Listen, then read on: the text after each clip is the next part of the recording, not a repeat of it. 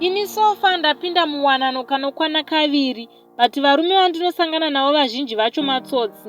So last week ndakajoina rimwe group rakanzi ukutwala ndere maSouth Africans. Ndapinda mugroup umu ndakaona kuti muzere vanhukadzi. I introduced myself neprovince yandiri.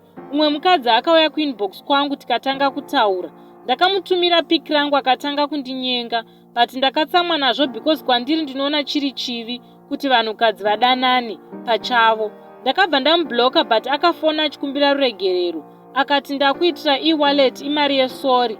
Ndakaenda paFNB ndikaburitsa 3000 rands yaainge atumira. But after ndashandisa mari iyi, ndave kurota hope ndichiita romance nemunhukadzi. Murungu akanaka zvisingaiti. Musikana uyu wepaFacebook. Ndakazomuona face to face musi weFriday. Usiku ndikanorara kumba kwake. Kune imba yake, it's a gated community. Hakungopindwi nemunhu wese wese. Ini vakatomboramba kuti ndipinde because handina work permit.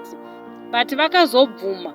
Mangwana makuseni musikana uyu akandiperekedza kulocation kwandinogara. Akati dear, choice ndeyako. Kuramba uri murombo kana kuva mupfumi. Akati mari ndinayo yakawandisa inokwanisa kuchengeta hama dzako. But ndinoda kuti uve mukadzi wangu. Ini ndakatadza kupindura because munongozivawo vanhu vane mari dzavo vanokutorera advantage. Pasina nguva akabva atanga kundibata-bata. Ndakaedza kumboshinga but ndakazvitadza.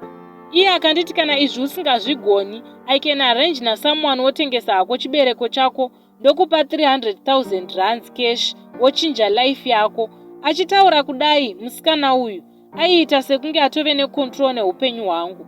Because pandakabuda mumota make, ndipo pandakatanga kufunga kuti ko chii chaitika. Apa ndaiyerera ziya muviri wese. Ndakananaira kusvika ndanopinda mumukuku mangu. Ndikatanga kuzvibvunza kuti saka kusvikira rini ndiri munhamo yakadai. Izvezvi kuZimbabwe vana vanoda mafizi, chikafu. Ndikazvibvunza kuti izvezvi ndikanzi ndafa, hapana kana nhaka yandinosiyira vana vangu kunze kwemaraisi ekudya andinotumira. Ndiri mukufunga kudaro, musikana uyu akabva afona achindipa pressure. Izvezvi nepressure yaanondipa kuti ndisarudze zvandinoda, ndava kunzwa sekunge ndava kurasa pfungwa. Akatonditi basa siya ndinokupa mari yacho kusvika wasarudza zvaunoda. Inini ndava kutya because ndakamutumira mapictures evana vangu. Akaisa pastatus akati nice babies. I love your mom.